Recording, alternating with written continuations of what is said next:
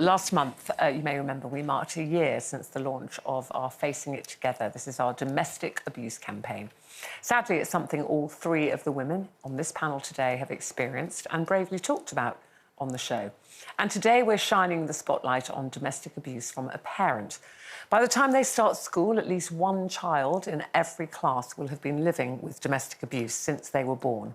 And sharing his story today, please welcome Strictly Come Dancing's Craig Revel Horwood.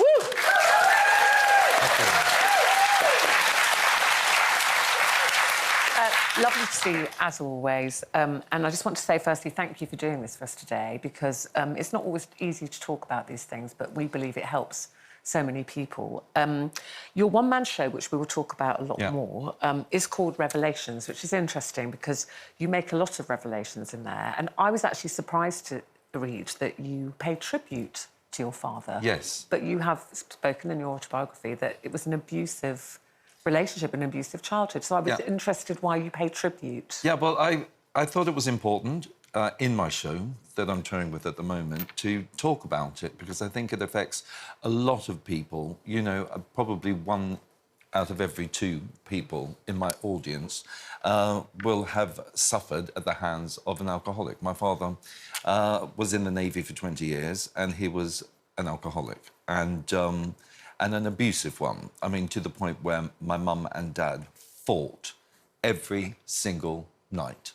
Every single one. We could not... He was physical to her. He was physical. He was mentally abusing her, something chronically, to the point where she was driven, you know, to get the knives out. And eventually, it was so bad, he ended up trying to shoot her and my brother-in-law, and went to prison, but then... Oh, he went to prison? Yes, right, okay. But only for a short time, because Mum released the charges, you know, and that was through love. My mother, bless her, did not know what to do, you know, and everyone says, oh, why didn't you just leave him? But it wasn't possible at that stage. What age were you aware, Craig, from that this the age was of not normal to be... 4. And was he physically and mentally abusive to you children also? Yes, yeah, the first 3. I'm one of 5. And it was the first 3. Mum had my little brother and my little sister much later in life, and he'd changed a little bit by then and wasn't as abusive. So we have an argument in our family because it didn't happen to me. Oh, well, it did happen to us. Okay. So there were 3 of us that were abused, and we couldn't bring people home from school. We were just too scared. Did you tell And we were like little slaves. Sorry to interrupt you, Craig, but when you went to school, could you tell anyone at school? You didn't tell anyone outside the family at all? No, I kept it a secret. Oh, I kept his drinking a secret. Was that because you were frightened of the repercussions for you, or were ashamed? If he ever found out, I thought I'd be killed. Oh, wow. You know, I mean, it was real, proper abuse.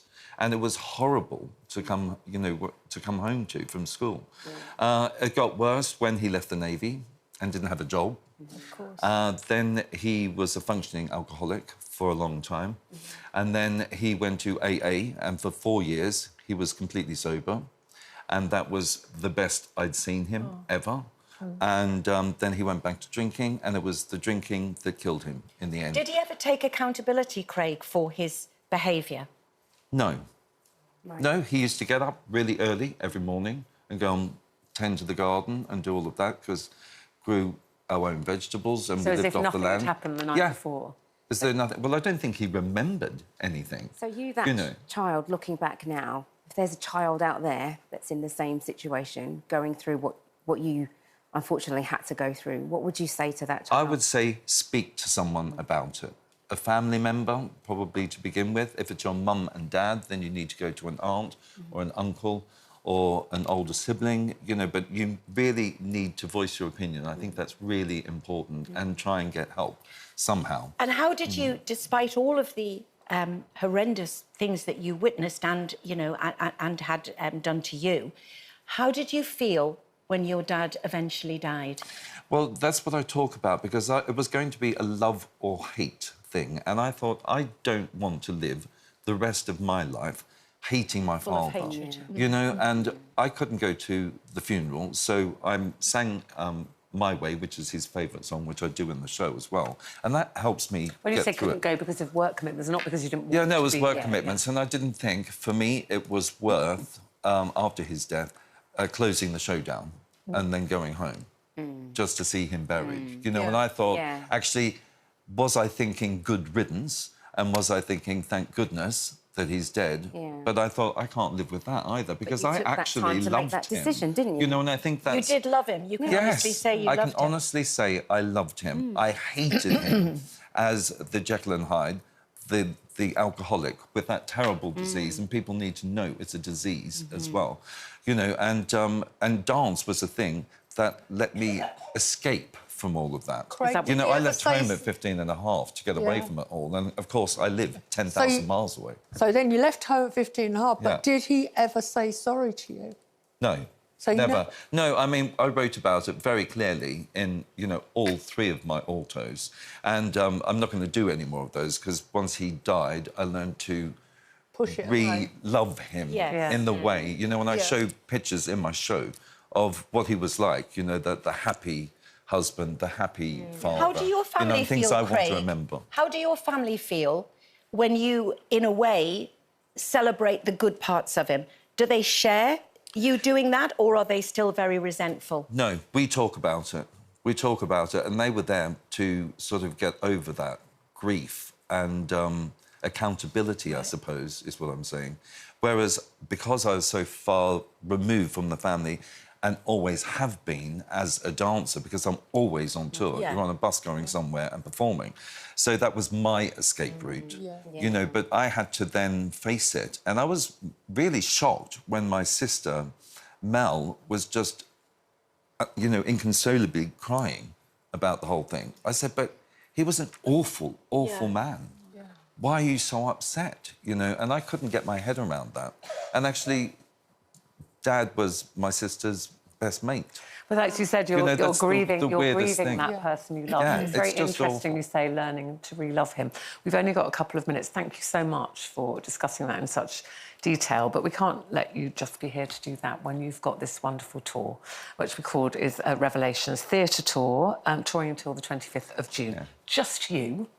It is, and myself and a pianist, Ben, and we do a couple of duets. I do a cooking segment. What is the cooking segment? That's fabulous, darling. I make peanut butter cookies, because I was deceived for 3 years because of peanut butter. Story. No, it is true. What? No, well, that's how I found out my ex-boyfriend was cheating on me. Peanut because butter? His new boyfriend for 3 years, though he was hiding, was always loved peanut butter, and my ex and myself hated it. So now I torture myself every night making peanut butter cookies. Because that's how I did. I said, whose peanut butter is this in the pantry every time I come home? Good point. Wow. Yeah, and it was him, the truck driver. Business. Can you believe it? Yeah. Anyway, happily married, But happily also, married now, living in New Zealand.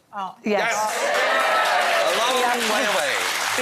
The other revelations, people find out things they don't know about you, that you play the trumpet. Yes. And the French horn. French horn, tenor horn, and the recorder. And everyone laughs at that, but I was in a recorder group. A 7-piece, and I played at the Sydney Opera House. And we actually found some a tape recording of us playing in 1978. So I played that to the audience as well. That's a thrill and delight. And that's not worth 36 quid. I don't know what is. I mean, just for that, I paid 36 quid.